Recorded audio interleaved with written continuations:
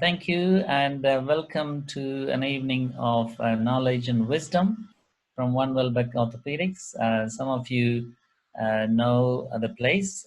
We officially opened the orthopedics in June, end of June, and we have over 20 orthopedic surgeons in our group, and 7 of them specializing in foot and ankle. I'm very happy to say most of us are working closely as a team with the MDT approach, and we share experience and discuss complex cases to the benefit of patients at the end of the day.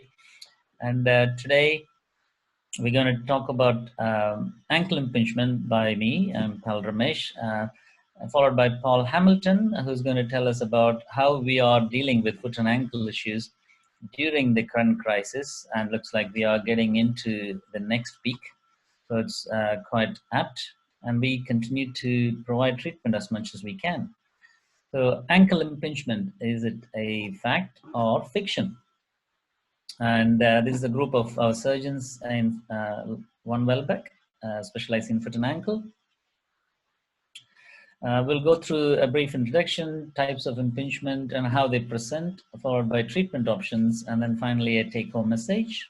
And there's going to be plenty of time for questions and answers, and feel free to ask questions, raise your hand, and we are very happy to stop and discuss things. Like to keep it interactive with everyone. Thank you. Ankle impingement is an umbrella group of symptoms and signs usually associated with anterior or anterior lateral ankle pain, often related to activity. Some patients have startup pain. Anterior impingement is common, although I'm sure you heard of posterior impingement, which is rarer, but there are specific patients and problems. Again, it can be either medial or lateral in the anterior, soft tissue or bone involvement. We'll talk about it a bit later. Posterior, some authors try to describe it as lateral or central, but I would keep it simple, and we'll talk about either soft tissue or bone in the posterior impingement. The typical case of anterolateral impingement occurs in 2 places. The first one is at the ATFL ligament and the lateral gutter. This is the common lateral ligament injury most patients suffer. And the second one is part of the syndesmosis.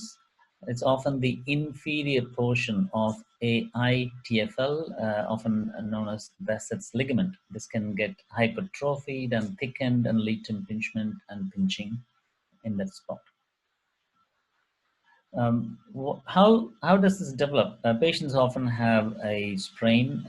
Everybody has injuries. This leads to tear in the lateral ligament complex with incomplete healing, hemorrhage, synovitis, and fibrosis, which can mold into a meniscoid type of lesion in the anterolateral gutter. And this can get pinched during ankle movements, especially in dorsiflexion. Patients often have a history of lateral ankle sprain or multiple sprains. There is tenderness over anterolateral corner of the ankle joint, localized swelling, which can mean a fusion in the joint. There's often a history of instability, sometimes without any issues of instability. Squat test is one of the common tests reproducing the pain, or specific palpation over the anterolateral corner of the ankle with the dorsiflexion. Dorsiflexion movement reduces the space available for the soft tissues and leads to discomfort. X-rays are usually unremarkable in soft tissue impingement, therefore we need MRI scan.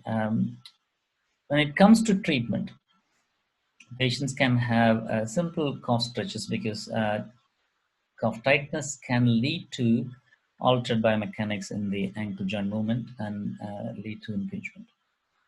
Giving them simple heel gel cups or small heel shoes. And very importantly, physiotherapy has a strong role, as often they need rehabilitation and training and stability exercises. Activity modification can help in some patients. anti-inflammatories, or more specifically targeted steroid injection would be diagnostic as well as therapeutic. When these fail, what do you do? Optoscopic ankle debridement would be quite helpful in these patients, and we aim to debride the hypertrophic synovitis in the anterior part of the joint, as well as the scar tissue and meniscoid lesion we saw earlier.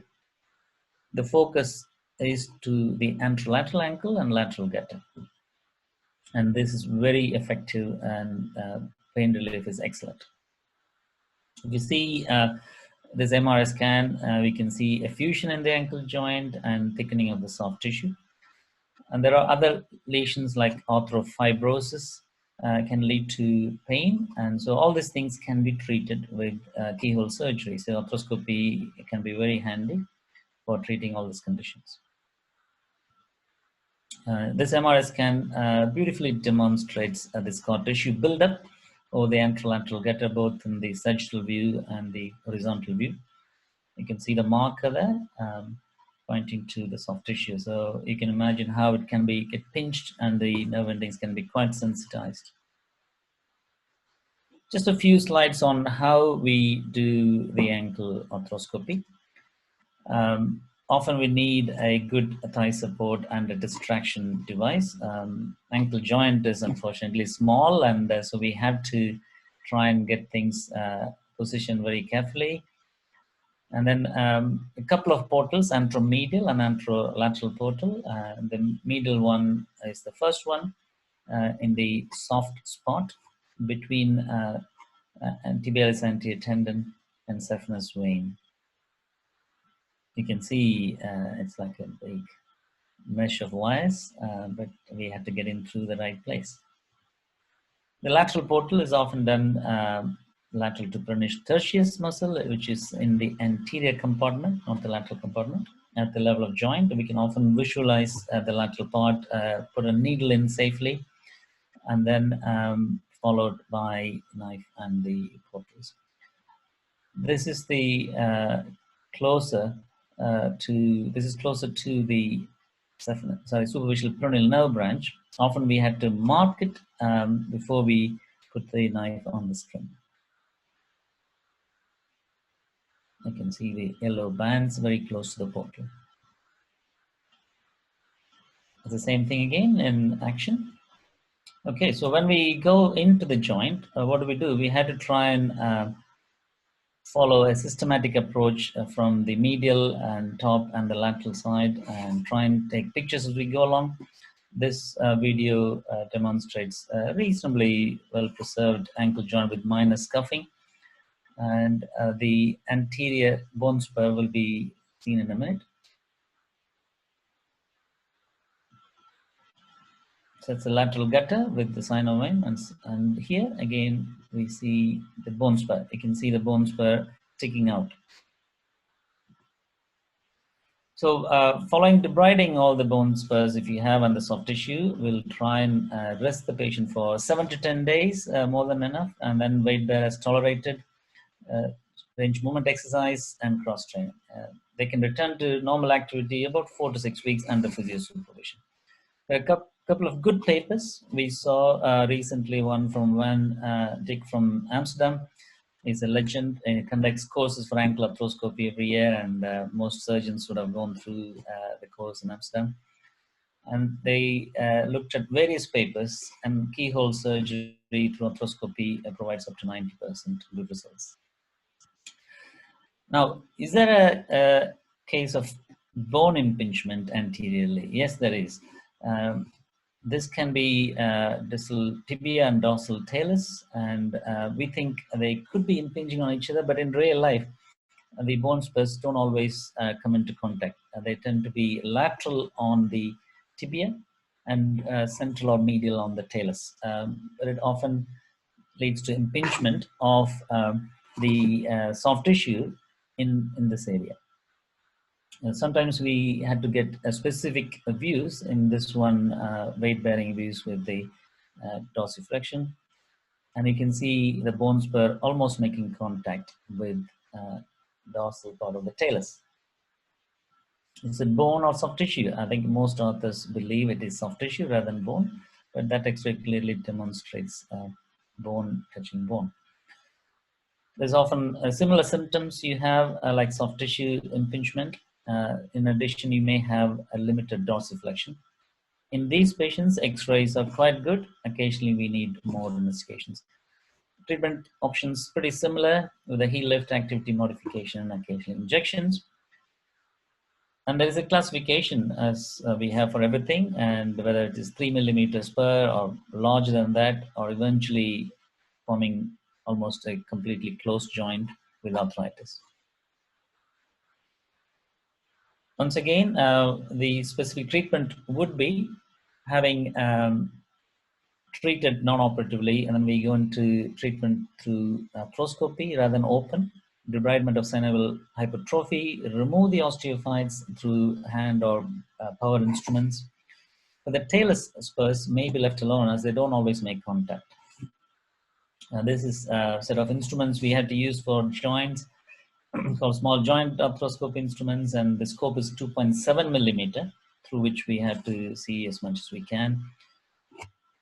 More than the hand instruments, we use the power shaver blades, which are very handy. We'll see a video in a minute again.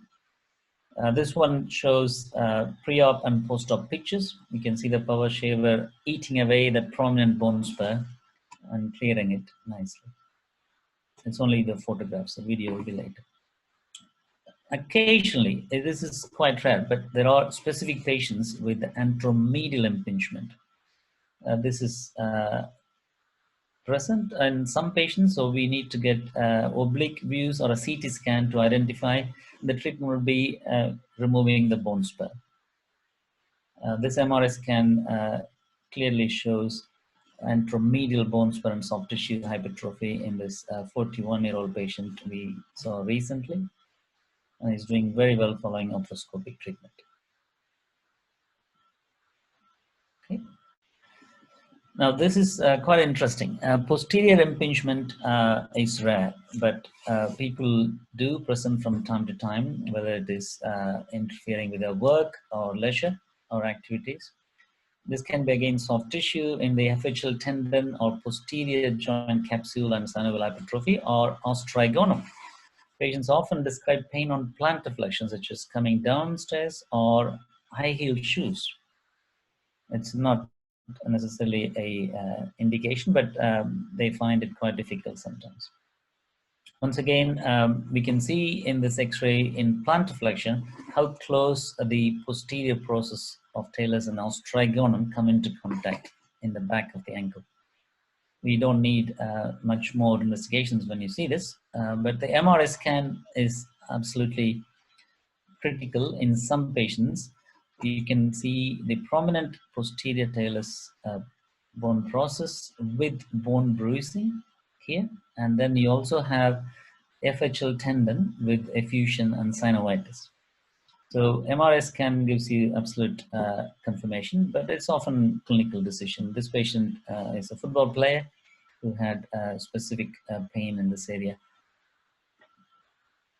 Once you exhausted conservative management options, we go into arthroscopic debridement, which can be little more difficult than anterior arthroscopy, but can be done with a little bit of patience.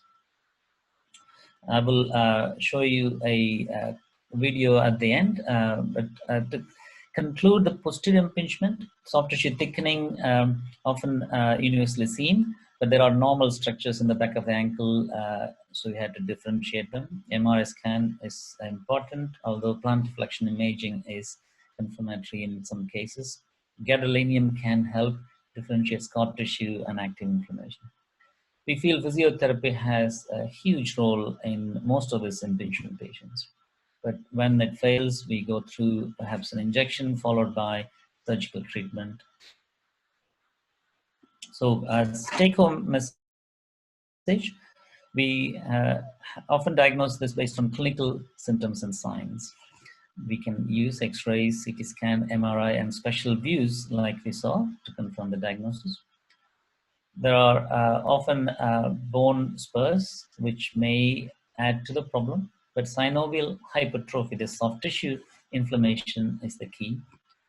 We have to look for additional problems such as instability or osteochondral lesions of talus. There's usually good response to physiotherapy. Surgery is highly successful. And these are the details of our contact, and then we will have further details coming through to at the end of the talk from OneWelbeck. And I kept some other slides in case people want to quickly talk about it. Are there any questions, Paul, at this stage?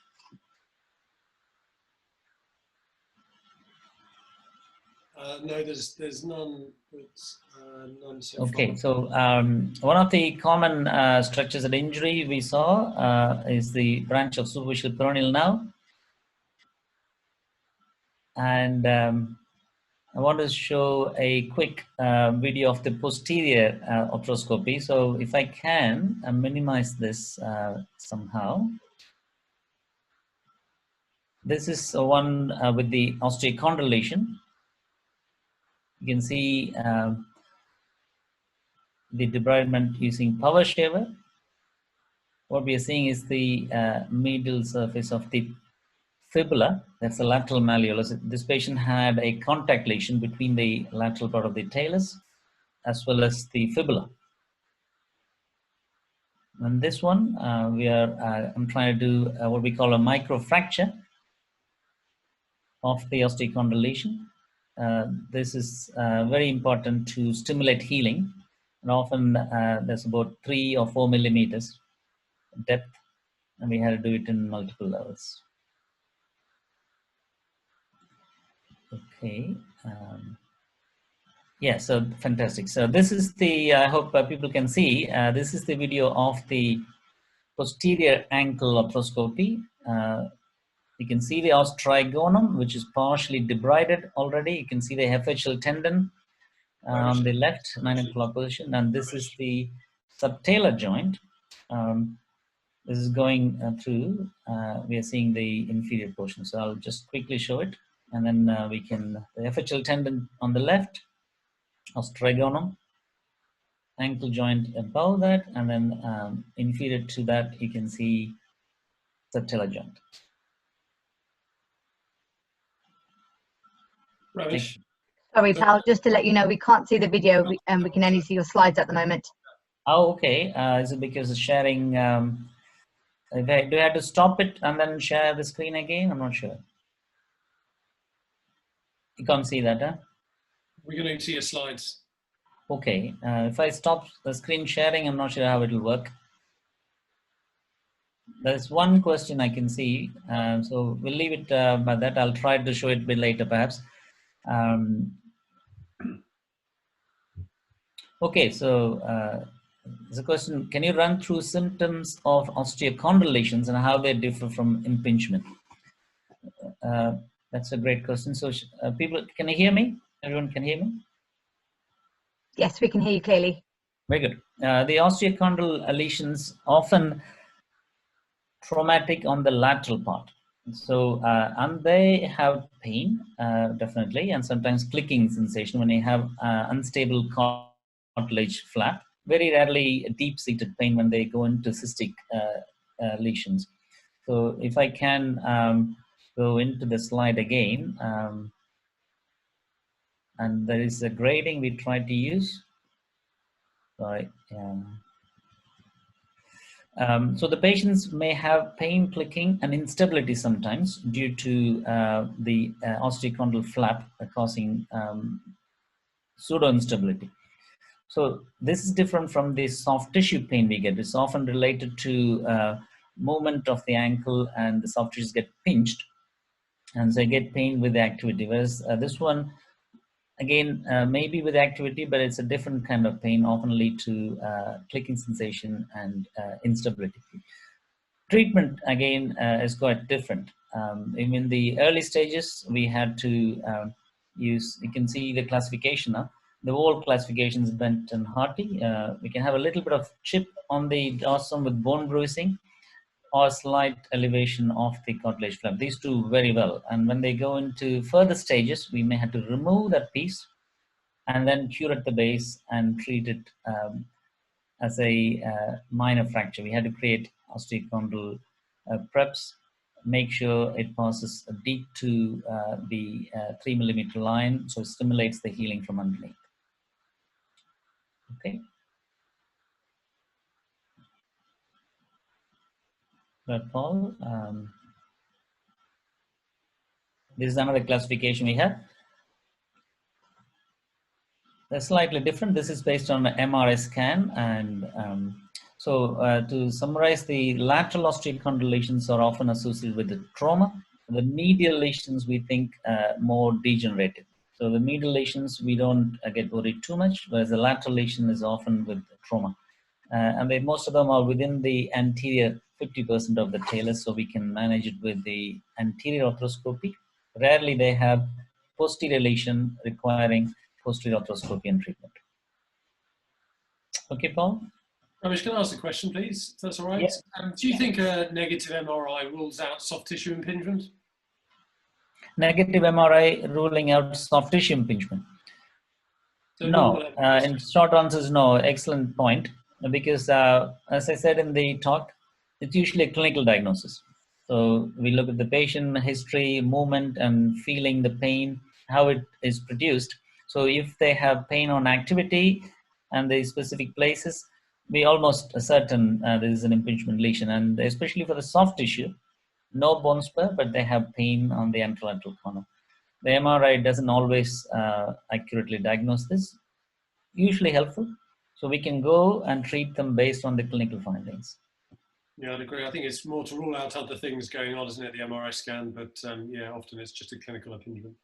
So I've seen a patient recently with the sinus tarsi inflammation, and it's often very close and only maybe an inch maximum, and they can lead to similar symptoms and non-specific. Often it is biomechanics, isn't it, rather than a lesion there. You may have another problem in the medial part of the foot and you walk differently, keep impinging the sinus tarsi.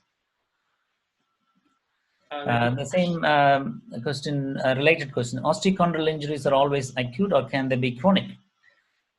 Most of them are acute. As I said, the lateral part is from a lateral ligament injury and inversion, so we think they're acute, and the classification, try to follow that. So when they have cystic lesion, we think it's a chronic lesion. So patients have had it for many months or years, can have a cyst in the talus rather than just a bruising or unstable cartilage. Whereas the medial side, we think they tend to be chronic and often degenerative.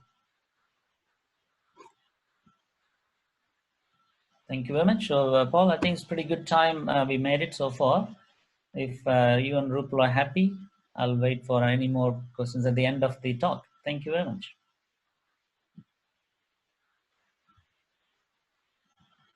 I stopped sharing mine.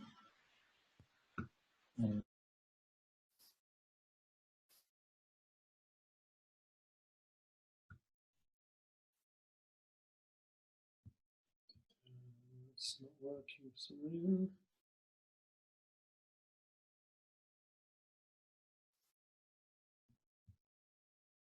So just give me a moment. Just trying to share my screen. And there we go.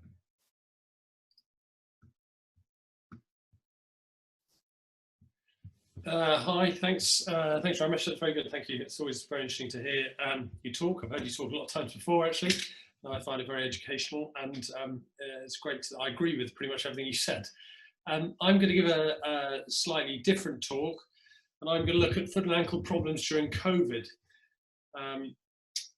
So I'm part of several different groups. I'm with part of obviously the Welbeck foot and ankle group, which is 7 foot and ankle surgeons. I think we've come together really well. I think we hopefully will meet a bit more, and this will help with clinical governance and difficult cases. So the first thing I'd like to always start a talk with is I think the foot's pretty amazing. I think it's as this quote says, a masterpiece of engineering and a work of art, because we do some really silly things to our feet. This is obviously someone going on point. And the stresses we put through such tiny little joints, it's amazing the foot doesn't break down anymore. And then we try and squeeze them into shoes that they're clearly not designed for. So I always think I give the foot quite a lot of respect because it's quite a complex structure that manages to not break down as much as I think it should do with the stress that it goes through. So I'd like to give a little insight of some of the foot and ankle problems that I've seen during lockdown. And I think we're possibly coming to another lockdown. So I want to go through a little bit about what we're seeing and some of the conditions that we see. This is obviously someone that's deconditioned, and I'm seeing more and more people running. So going from the deconditioned state to the 5K, this is Bushy Park Run, which is fantastic. Unfortunately, obviously it's not going on at the moment, but I'd recommend the park run for anyone. But we're also seeing those that are doing park runs going on to triathlons, and those doing triathlons going on to double triathlons. So we're seeing a massive increase, I think, in exercise, which is great. And part of this is the Couch 5K, which I think is a really good process, and I think it's really good. But unfortunately, some people do get problems with it. Before I thought to talk through any clinical cases, I wanted to go through a little bit about what's happened in lockdown. And I think a lot of what we're doing is changing. And this may be forced a little bit on us. It may be forced a little bit on us through government. It may be forced through hospitals and through patient choice. And instead of doing the face-to-face consultations, I'm finding myself doing more telephone consultations, more video consultations, and less face-to-face consultations. So I thought I'd look at a little bit of how I'm doing this and what I can do and what I think is the best service I can provide, knowing that things may not ever get back to normal. And things actually, in the short term, will probably be very abnormal, and we may not be allowed to see people. And if we are seeing people, they should be limited where we go. So to look at how I think this best can be done, I thought I'd look at what I do and what my role is. Now, my role, I think the key to seeing someone, obviously taking a history, examining them and doing the appropriate investigations, is making the diagnosis. And I think, for me, if you get the diagnosis right, you can then investigate properly, give a good prognosis, select the appropriate treatment, and occasionally that involves surgery. So it's all about making the diagnosis. And I thought I'd look at the different ways in which we can do this and the different modalities that are now open to us. So this is obviously telephone consultations. Certainly some hospitals have made me do telephone consultations. I find them a little bit difficult. I think making the diagnosis, I think a lot is from the history, but even having done foot and ankle surgery for 10 years, I think it's quite difficult to get a good history and to get an accurate diagnosis from this. And obviously that goes down the chain. If you're not making an accurate diagnosis, you can't investigate properly, you can't give a prognosis, and you can't go on to treatment. So what about the Zoom consultation, the video consultation? Zoom is obviously one platform. You can use whatever platform you like, but I use Zoom because I think it works pretty well. And I think this is slightly better. I think you can make a diagnosis a little bit better than you can on the telephone. But as you can see from the lady in the corner, people are often pointing to their foot, pointing to areas in their foot, standing on chairs, switching the phone round so you can see the one pointing at where their problem is. And I think that's quite a struggle. So I think, again, making the diagnosis here is reasonably tricky. And then, of course, we can't go on again to do the appropriate investigations, prognosis, and appropriate treatments. Obviously, the thing we're all used to is face-to-face consultations. And this, I think we can do all the above. We can make the diagnosis, we can investigate, and we can go on to the appropriate treatment. But we're not allowed to do this in certain places, and some patients don't want to do this. So our hands are slightly tied, and obviously we're coming back down to lockdown, and I think that we have to adapt accordingly. Just a little shout out. So I work at Epsom Elective Centre. We became an IT union, and this is two of the nurses that work there. So we changed from an orthopaedic centre to an ITU unit during COVID, and I think it was an amazing change. My role didn't change particularly, but a lot of the nursing staff went and did things they'd never done before, and I just want to give a little shout out to them because I think they were amazing, and some of the stories are amazing. So I actually think what we should be doing is this should be patient-driven. It should be given by the patient. Do they want to come and see us? When do they want to see us? Do they want a video? Do they want a telephone? What do they want?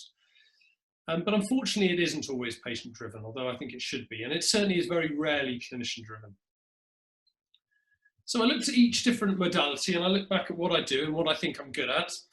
And I think the telephone, yeah, it's okay. I think it's good for checking prognosis. It's not very good pre-op. It can be good post-op. It's really good for making sure that people that are due a procedure, you're consenting them appropriately, they're confirming what they want, they know the recovery. I think for that it's very good. And other than that, I think it's okay for a chat, but little else. So going into the Zoom consultation, I think the video, you get a bit more of a rapport, and I think it's very good. And what we've done is try and adapt this, because as I worked back before, it's a history, examination, and investigation to confirm the history and the examination. And we can still do the history, and I think through the video, I think we can do this a little bit better. But again, we miss out on the examination. So what we've done is develop this tool where we send them through this, we share the screen, and they can point at the most painful area. And I think this actually adds to the examination. So it gives you a little bit more. I don't think it's as good as seeing people face to face, but I certainly think this is something that we've adapted to, and I think patients have adapted to. And I think this is, again, the diagnosis I'm certainly being able to make more accurately, and then we can go on and make the appropriate investigations, and then obviously the appropriate treatments. So, and this slide, I mean, this is nothing to actually go through the diagnosis, but it just shows you that, I mean, I don't use the, obviously the diagnosis on the eye, because I know what each spot represents, but it's quite helpful that there are certain conditions that are certain bad in certain places, and these are reasonably accurate. This is not accurate in most people, but I think it's a pretty good tool that we can use.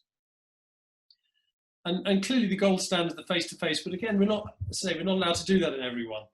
And it's good because you get the rapport. It's something that, you know, we enjoy coming to work. I like talking to people. I like seeing what the problem is and helping them.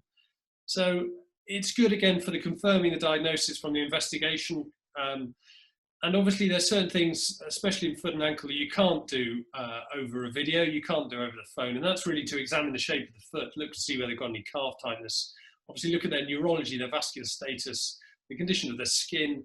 And just there are several things you just can't pick up from a video consultation. So I think although videos are good, it's not as good as face-to-face. And I think this has got to be part of it. And obviously no one should proceed to any form of intervention without this form of, without a face-to-face consultation. So what I've tried to do, I've really tried to adapt what I've done. And I totally believe that it should be patient-driven. First consultation, I'm striving to get this done by Zoom so that we can make a diagnosis and then we can investigate appropriately. And the second follow-up consultation, I believe, should be face-to-face. And this, again, is confirming, we can do let's say, after the appropriate investigation, confirming that that investigation is confirming what the diagnosis is. And then after that, it's dealer's choice as to where we go in terms of telephone, face-to-face, or video. And often, again, it should be patient-driven. But that's the new way I'm kind of working, and I think that is a reasonable thing to do. And I would say it's been a good look at how I've done things and how we're going to move to the future. And I think this is something that I think I might strive for a little bit more, and I think it might be something that's forced upon us. So looking more at conditions that I'm seeing. So again, people are going from lying on the couch to trying to run a 5K. And those that are running 5K, running the triathlon. And the conditions that I'm really coming across a little bit more, there's three main groups to this. They're the new conditions, and the new conditions are often due to a loading issue or a repetitive loading issue. There's the acute injury, which I'm going to touch on very briefly. And there's the loading in through a joint that's already arthritic. And I'm not really going to go into that because that's several talks in itself. So you have the person that hasn't done much exercise for very long, and they want to get to the 5K. And what are the problems we're seeing? Well, I think they come in three sort of factors. Their tendons are not in good shape, so they're deconditioned. Their bones are deconditioned. And actually, one of the most important things, I think, and this is something I do often in clinics, get people on there to stand on their to one leg, and obviously try and get them on tiptoes. It's amazing how many 30-year-olds can't stand on one leg, how deconditioned they are, and how poor their proprioception is. And these people are prone to, I believe, acute injuries. So we're seeing people with tendons that aren't great, the bones aren't great, and with poor proprioception that are trying to do increased activity. Just going through the bone, this is a very simple stress strain curve. Basically what happens is you get an increase in loading, you get a cyclical submaximal loading, so not loading enough to cause a fracture. But you get minor injuries, you get microfailure, and you get increased stress through it, and probably a degree of hypoxia, and all those things cause the bone to try the remodeling. Actually, remodeling when it's trying to react to those forces and remodeling to withstand those increased stresses, you can get these little microfractures. And if you continue to do that, the remodeling actually weakens the bone temporarily, and you can get a complete fracture. And so I'm seeing quite a lot of stress fractures. And these are reasonably easy to pick up over a video. They're new onset of pain. They don't describe a significant injury, but they may feel a crack or a pop. They have swelling. There's swelling certainly around the forefoot, but around the ankle, there's several different general causes, lymphatic problem, venous problem, crystal arthropathy, gout, rheumatoid arthritis, those kind of things. But actually new onset of swelling, having had an increase in activity, such as the 5 count to 5K, is most likely to be a stress phenomenon, stress fracture until proven otherwise. And the majority of people, it comes back positive, MRI being the best modality to diagnose it. There are obviously loads of patient factors, which I'm not going to go into. There's vitamin D, there's various hormone problems, but this is something that I think can be picked up pretty readily. Tendons are slightly different, actually, and their reaction to the stress is slightly different. So you get the load, you get these small little micro tears. Again, the stress strain curve, basically the stress strain curve just means that you get a degree, you put a bit of load through it, you get a degree of strain, so it deforms slightly, and after a certain level of load, it'll fracture, it'll break. But in a certain area of load, you'll get these micro tears, and if you don't allow them to heal, you don't allow the normal tear to the normal hemostasis of injury and repair, and you increase loading on them, you'll get further tears, and you'll get something called neurogenic inflammation, not your classic inflammation, your prostaglandin-mediated inflammation. You get a neurogenic inflammation, and with that you get these new blood vessels that come with nerves, and these are abnormal, these are pathological, and these are reaction to the tendon being stressed and the tendon injury. So the way to pick this up, the Achilles is the classical. Increased activity, that's when you get often the set-off. They get Achilles swelling, it's very localized. You get pain and stiffness, which is often worse first thing in the morning. It's often worse at the end of the day, and is often activity related. And they're your classical sort of symptoms, and similar to plantar fascia actually, but they're your classical symptoms of Achilles tendinopathy. Now going back to your bone, what you're doing is, what you want to do to try and treat it is simply take away the force that's causing the problem. Now, this may involve a boot or crutches in the more severe, but commonly it's just removing the stress that can do it. And this is quite a challenge in those that are exercise addicted.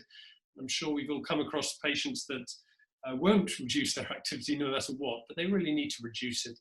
They may not need crutches, they may not need a boot. They just need to modify what they do, so they do things in a pain-free way. So remove the abnormal stress. And you don't want to completely immobilize them, because then they become, they get atrophy, and that makes things worse.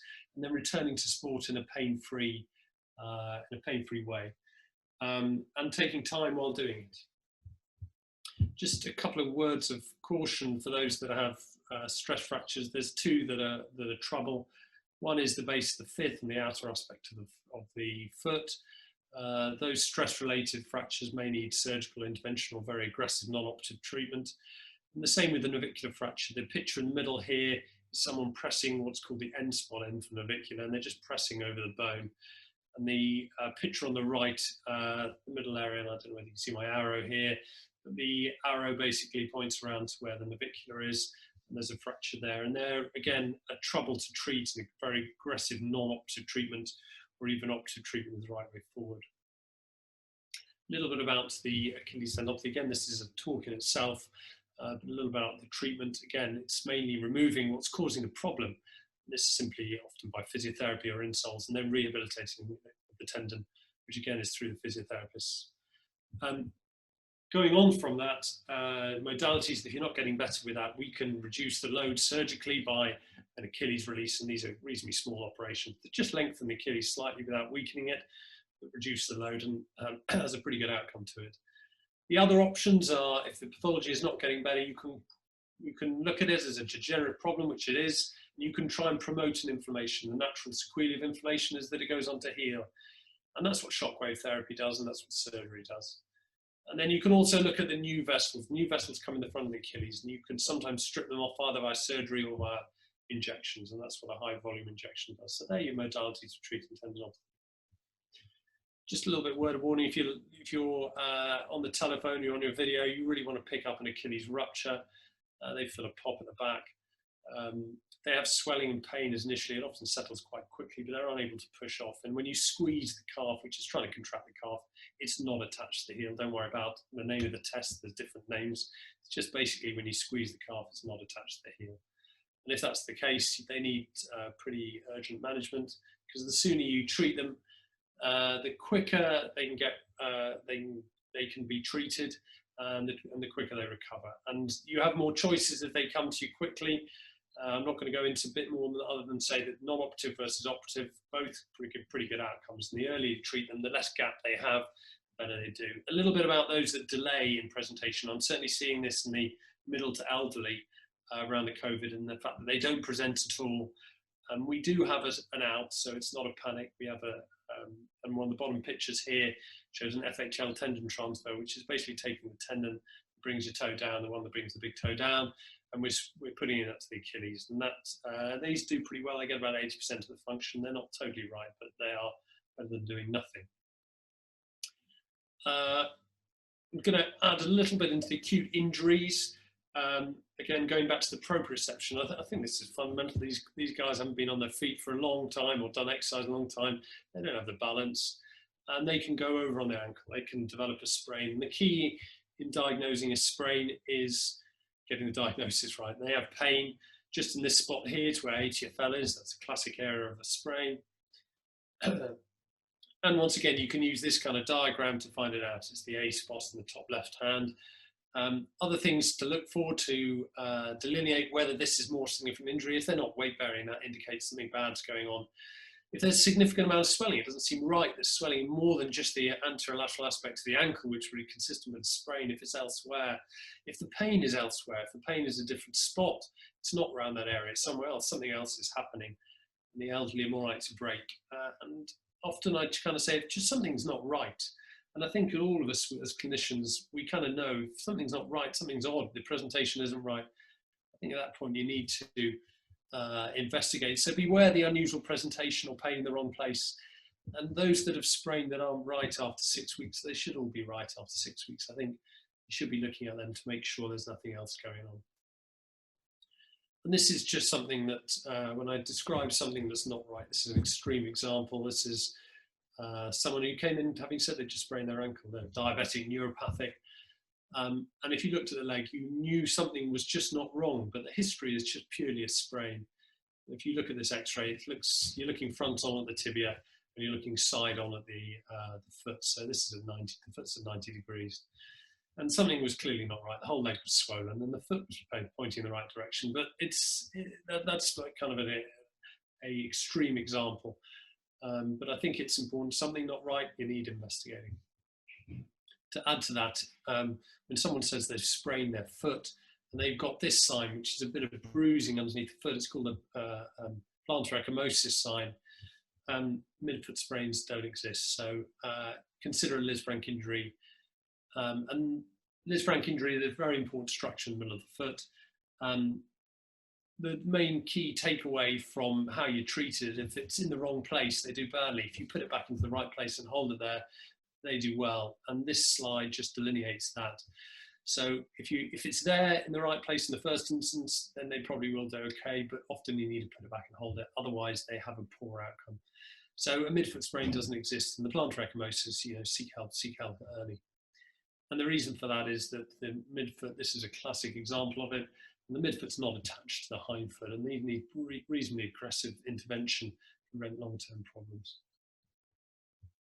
And then when you're at 6 weeks and they're not better, look for something else.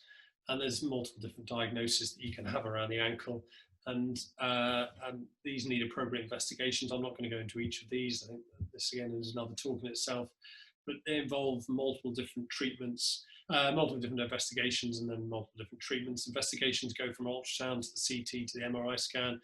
Thankfully at Welbeck we've actually got a standing CT which can be really helpful in a lot of the foot and ankle conditions that we deal with. And it's something that only a few places in the country have, so we're very lucky for that. Treatment then depends on what the condition is, involves injections, physio, open operations, and arthroscopic work, which Ramesh has gone through. So the final thing I wanted to end on was a little bit about, are we seeing patients, and what do I think the future is going to be about how we're going to do it? So the answer is, are we seeing patients? Here we are. We're seeing them via telephone, video, and face-to-face. And I think, as I said to you, video is good as initial consultation, and then we need face-to-face. And the key to that is making the diagnosis. Many a time I've seen people with the wrong diagnosis going around for 6 to 12 months. And I think it's key that you send them to us early so that we can get this accurately started, and then the right treatments, and then put them on the right treatment path. I do think it should be pretty much patient choice as well. And then we can guide them accordingly. But we're obviously doing this with the correct precautions. People aren't coming in with symptoms. They've got a face mask, hand sanitizer, etc. Next, are we scanning the patients? Yes, simply we are scanning patients. We're doing this again appropriately and under guidance. Injecting. Now, injecting's been a funny old time. I've had more stuff about injecting than I think I have about surgery. And yes, we are back to injecting. The reason why there was a little bit of a liaison and a little bit of a break in injecting is that there's a theoretical risk. This certainly injecting steroid causes a reduction in your immunity for a couple of weeks. So when we are injecting, we're risk stratifying everyone. We're trying all other treatments first, which we do anyway. You're advised to consent patients beforehand and probably give them a cooling off period before you do it. So give them a little break before they have the injection. And then we're obliged to consent them for the risk of having a poorer outcome if they develop COVID. And because this, I advise people to shield before and afterwards, and for 2 weeks afterwards, and certainly do what the government guidelines tell you to do, because I think it just is safety and we don't want to cause any harm. Are we operating? Simple answer to that is again, yes. We're risk stratifying people, we're prioritizing people. And these are just, we started off with this risk stratification on the left, looking at low, medium, high, and very high risk, and moved back to ASA because everyone just knows it. And then according to this, we're obviously consenting patients for procedure, we're consenting them for COVID and having a poor outcome from COVID. And we're shielding and isolating them and swabbing before to reduce the risk of them having it. So I think we're pretty safe at the moment. I think this will remain safe. The level of COVID around where we are is pretty low, although it is increasing in some parts of London. But I think if we can keep people as safe as possible, I think we can carry on even if we are developing into another lockdown. I don't know how hard that's going to be, the lockdown, but even if we're going to a degree of lockdown. So hopefully that's given you a little insight into what we've done, some of the foot and ankle problems I've seen during COVID, a little bit to do with what I think is the best way of treating people in terms of seeing people and going through the trying to get the right diagnosis and how we can manage it. A little bit in some of the conditions that I'm seeing and the increase in some of the conditions, and the fact that we're back to surgery and back to seeing people as able. So I think I'm going to end there. Thank you very much, and I'm happy to answer any questions.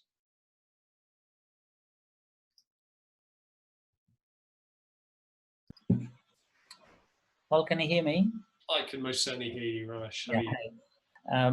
Did you have patients with Achilles tendon ruptures during this crisis because they were doing too much?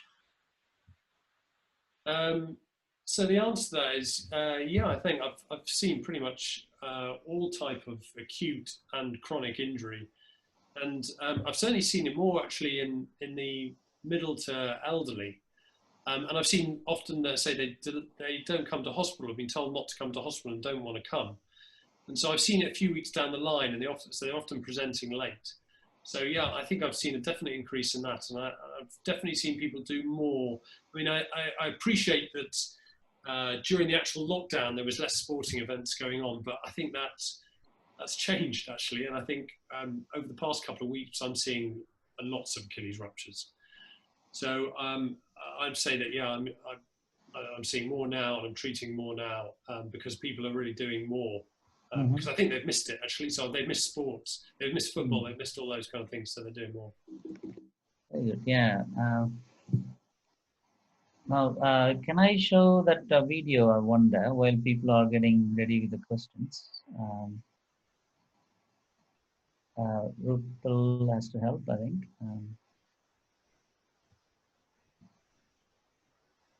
You know, we tried to, just want to understand, I was trying to poll actually to see whether, and I'd be really interested to know how many people have changed their way they work, how many people are doing video, telephone, face-to-face, are people back just seeing people face-to-face all the time? Or, I mean, I found it very interesting to look at what I was doing and how I could best, you know, provide a service so that patients, I mean, I think we've provided not a great service. I think patients have been neglected to a degree, and I think we should be providing more of a service because people are sitting at home in pain, struggling, not getting the right treatment. So I'd wonder whether other people are doing more in terms of seeing people by video where they're managing to do it, or they've gone back to the normal. I'm sure none of us have really gone back to the normal, but I'd be really interested to know that what people's take on it.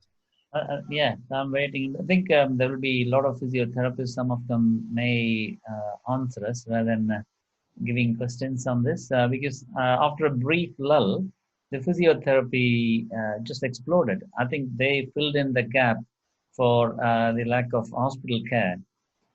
Almost all the physiotherapists started working through video and advice and phone, and most people I know are very busy, and we had to do differently in hospital, but physiotherapists are quite busy. I think there may be a question for you. Yeah, I'd agree. Just thank you very much for that. I'd agree. I'd say the telephone I've been forced to do by various hospitals, and I don't find it helpful at all. There's just a question saying, yeah, we're doing a lot, not phone very much. And I totally agree. I'd really try and go against that. I mean, the video consultations I actually find very helpful. I think you do get a rapport with a patient. I think they can give you enough information to give a diagnosis. And then going on to do that, to say, right, you've got this diagnosis, I think this is best investigated this way, go off, have that investigation, then come back and see me. And we can do the investigation, the history, examination, investigation in one sitting, and you've had the appropriate investigation.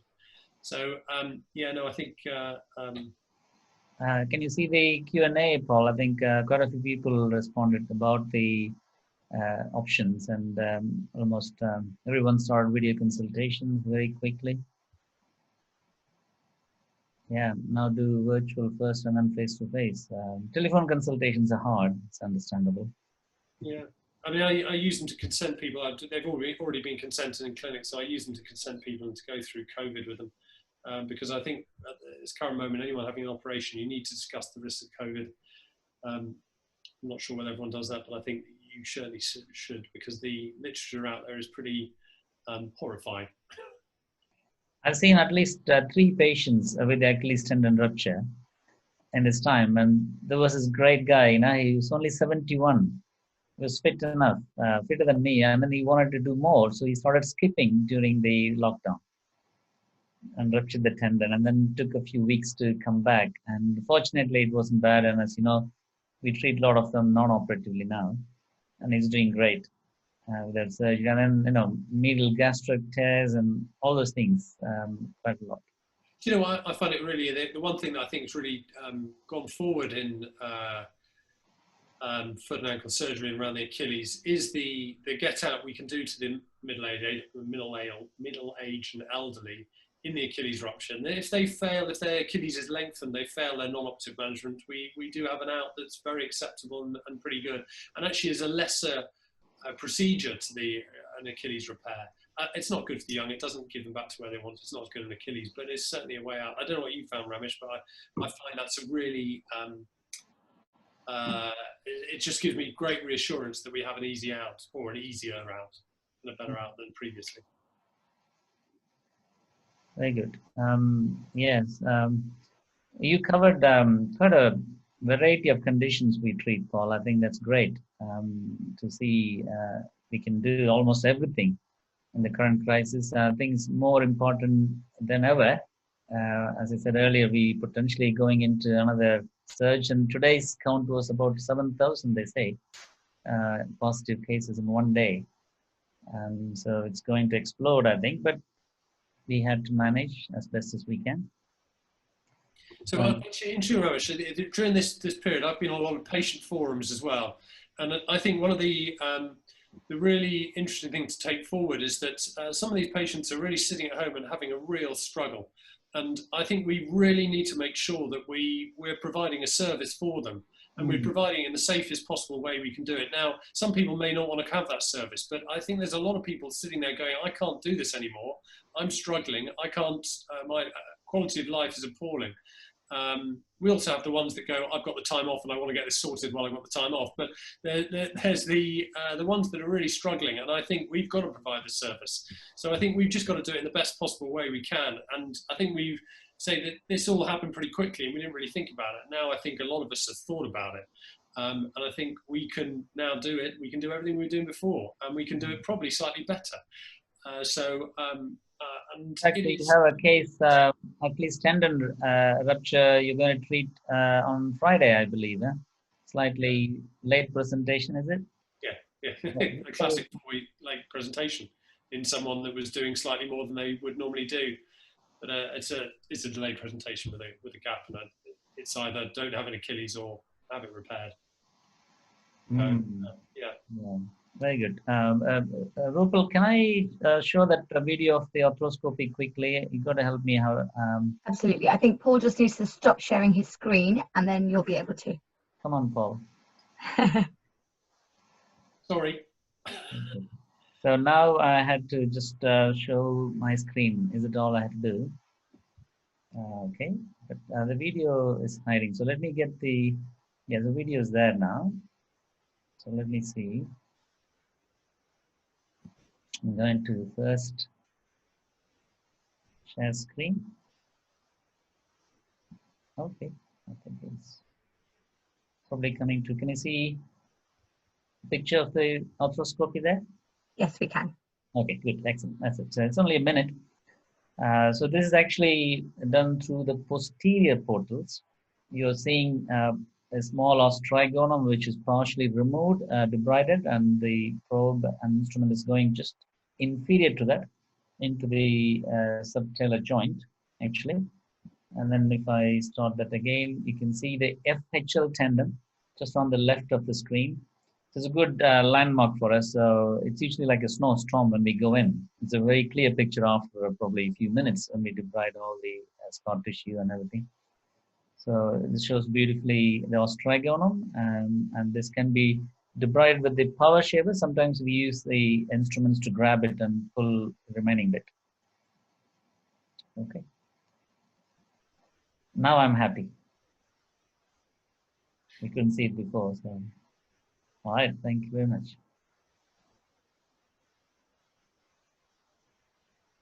Fantastic. Any more?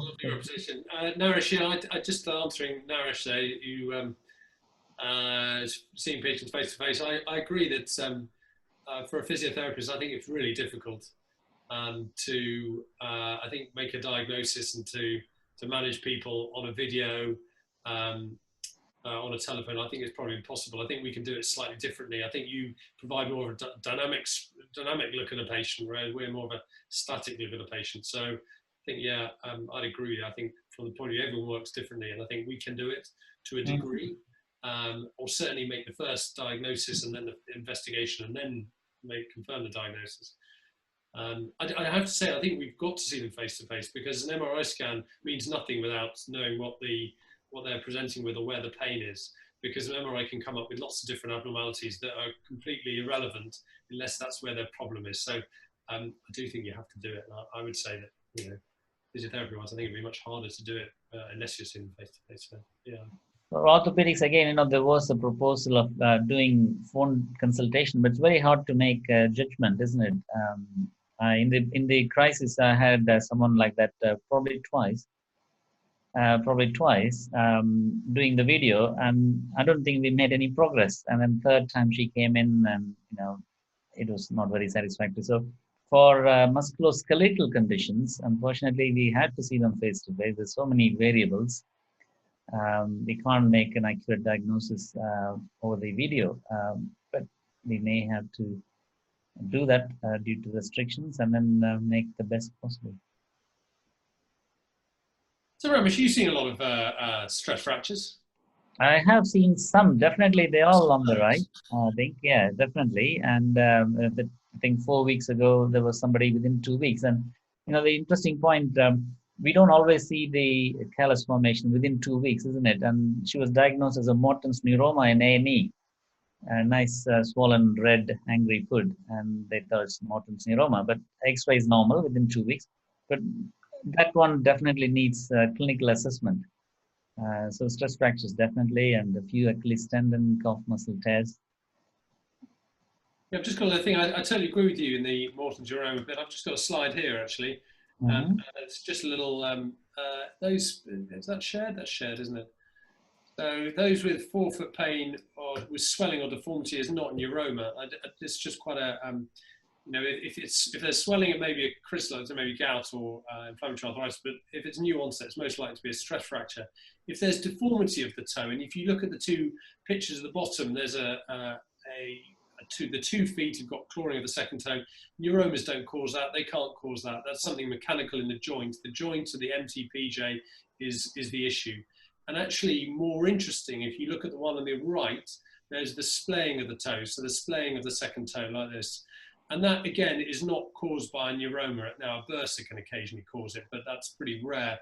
And these are not caused by this. This is a problem within the joint. So swelling and deformity is really unlikely to be related to neuroma. Neuroma is the classic diagnosis because a lot of people know the diagnosis. But I think this is quite an interesting bit. If they have that swelling, if they have that deformity, then if the diagnosis is neuroma, I'd question that.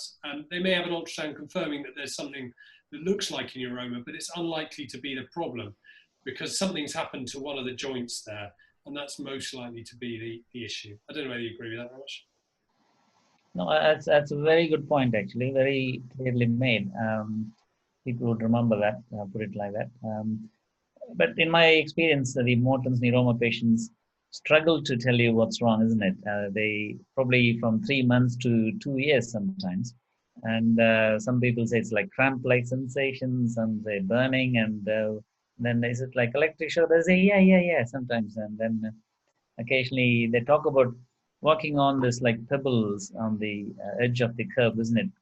Where the crossings, and if it touches that spot, they get the shooting pain. So all those symptoms, once we know what they're talking about, it's straightforward, but it can be confusing. So while we're on, we're happy to ask, Ramesh and I are happy to answer any questions about foot and ankle, any questions about process or anything, if anyone has anything general that's not related to either talks, very happy to answer. Correct, yes. I think not necessarily today's topic, anything general. Rupal, do you have a question?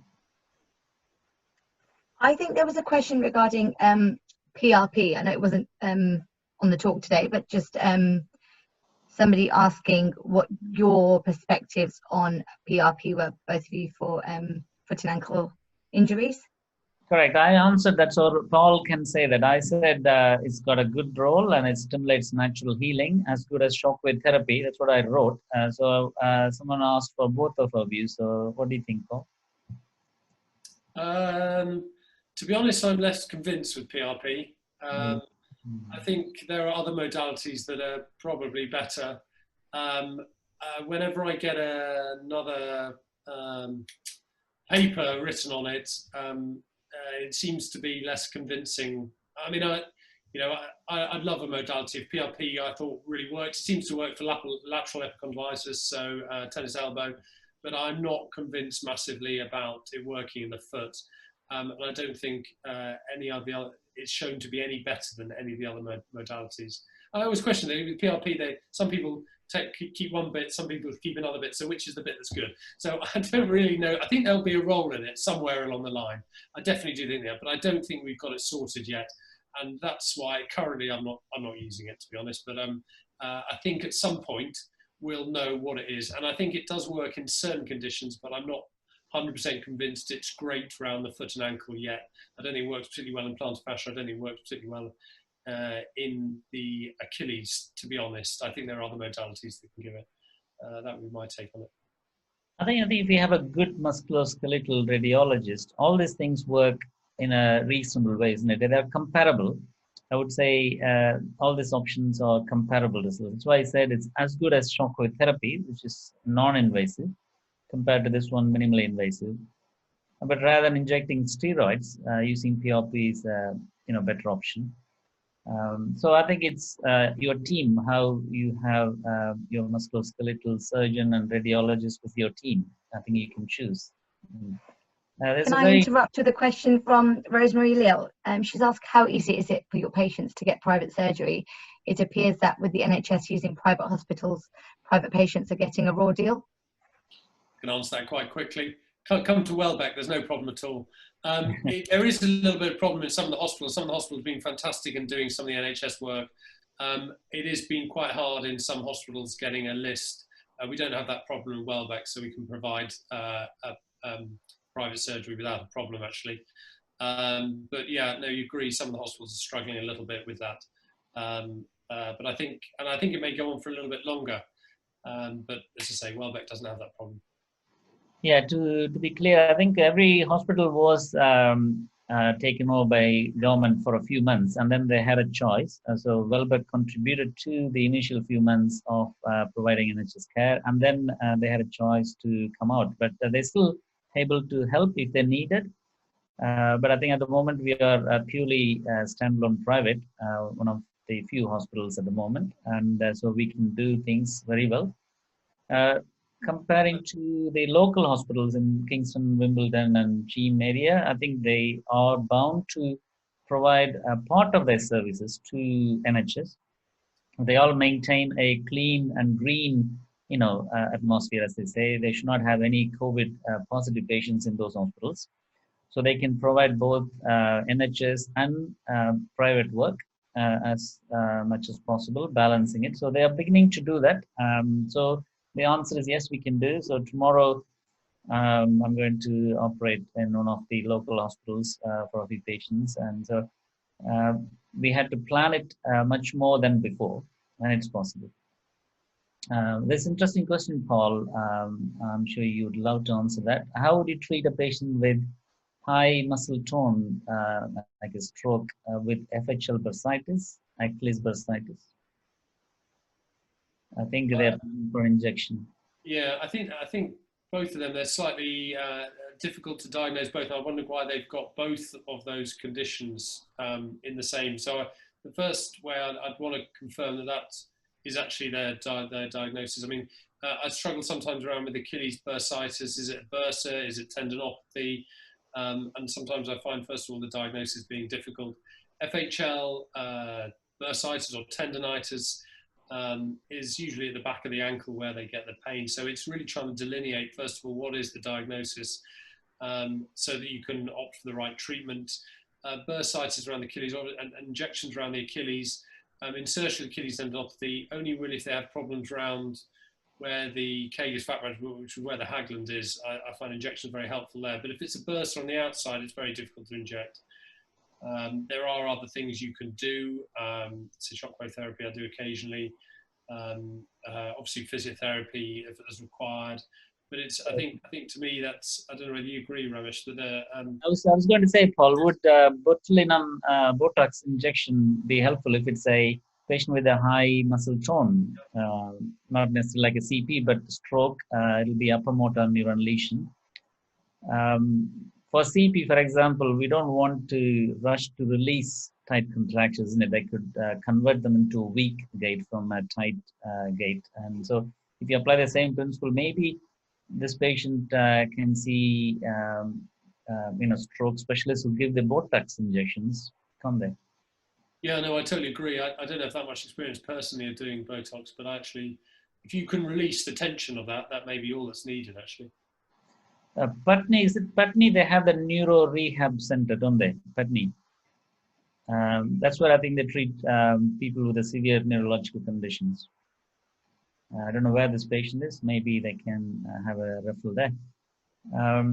Another question about how quick patients can get surgery done.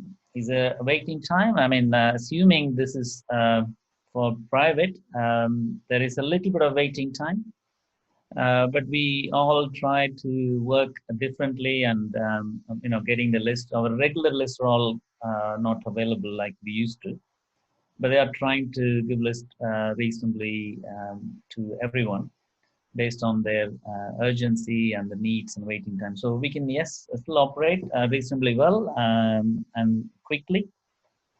But NHS waiting time is going through the roof, I think. We have not much control on NHS. Things are getting better, but we'll see. The next week or two will tell us how things go. Yeah, I agree. I think the private hospital has done very well in supporting the NHS, and I think they're doing their best in trying to support the private sector coming back as well. So there are lists becoming available, and we're doing more. Yeah, fantastic. It's a good variety of questions. Perfect. I think that's the last of our questions. So just want to say thank you to Paul and Pal for a very informative webinar, and I think there's fantastic feedback in the chat tab. So thank you again, and thank you for all those attending.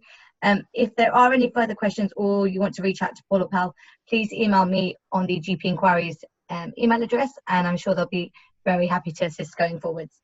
Thank you very much.